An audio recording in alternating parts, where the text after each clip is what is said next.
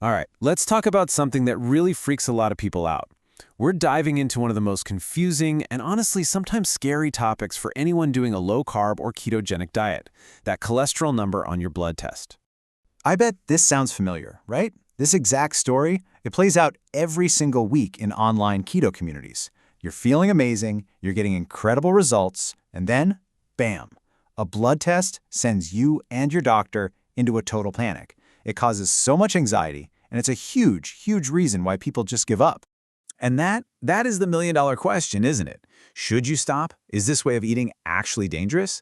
Well, as we're about to see, the answer is a whole lot more complex and, frankly, a lot more fascinating than a simple yes or no. You know, for decades, the main focus has always been on total cholesterol. A lot of doctors, even today, see that number go up and immediately hit the alarm bell. But here's the thing. A huge wave of modern research is showing that this single number, by itself, is actually a pretty poor indicator of your real risk. It just doesn't tell the whole story. Okay, so take a look at this. This breaks down what typically happens on keto. And yeah, let's just get it out of the way. The number you've always been told is bad, your LDL. It often goes up. We're going to get to that in a second. But look at everything else. Your good HDL cholesterol rises significantly. Your triglycerides, which are a major risk factor, they drop like a rock. This is a classic, and I mean classic, positive pattern. Now, let's dig into that LDL number. Because here's the secret. The idea that all LDL is just bad is totally outdated. We now know that LDL cholesterol comes in different shapes and sizes, and the type of LDL you have matters way, way more than the total amount. And this slide right here illustrates that difference perfectly. So think of the pattern A particles like big, fluffy beach balls. They're large, they just kind of bounce around, they don't cause a lot of trouble. Now, contrast that with pattern B. Those are like small, dense ball bearings. They're the ones that can easily get stuck in the arterial wall, oxidize, and start causing problems. And here's the key takeaway. Keto tends to increase the harmless, fluffy beach ball kind.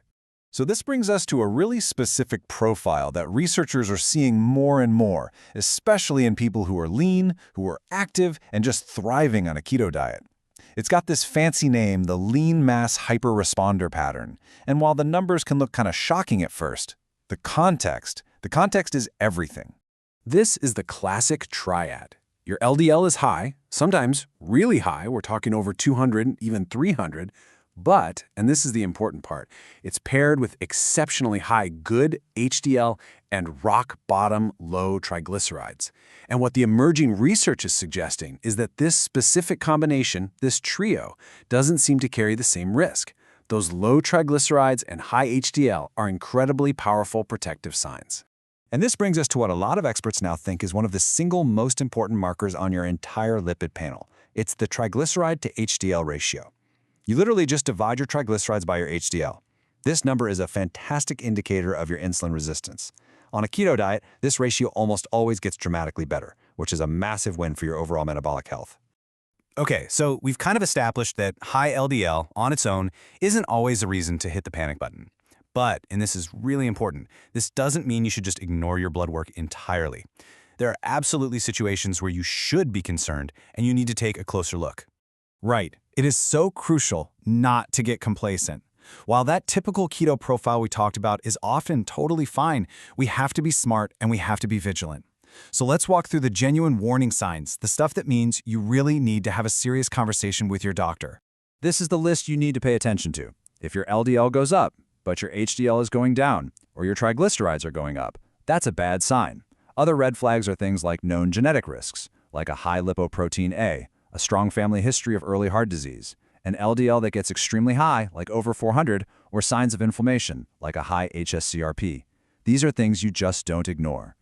So, what do you do with all this information? How do you actually turn this knowledge into power?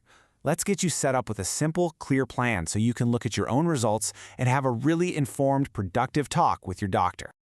Okay, before you do anything else, just take these 4 steps. First, calculate that super important TG/HDL ratio. Second, look at the trend. Is your good HDL also climbing? Third, if you're still worried, you can ask for advanced testing, something that actually counts your particles, not just their weight. And finally, and gosh, this is so important, try to find a doctor or a healthcare partner who's open to and educated on low-carb nutrition. So let's be super clear on this. The message here is not, under any circumstances, to just ignore your cholesterol numbers. That would be completely irresponsible. Data is your friend, but it's only your friend when you know how to read it correctly. The real message, the thing I really want you to take away from all this, is to look deeper, understand the context, appreciate the nuance. Please don't let one single number on a piece of paper scare you away from your health journey without first understanding the whole, beautiful, complex story your body is actually trying to tell you.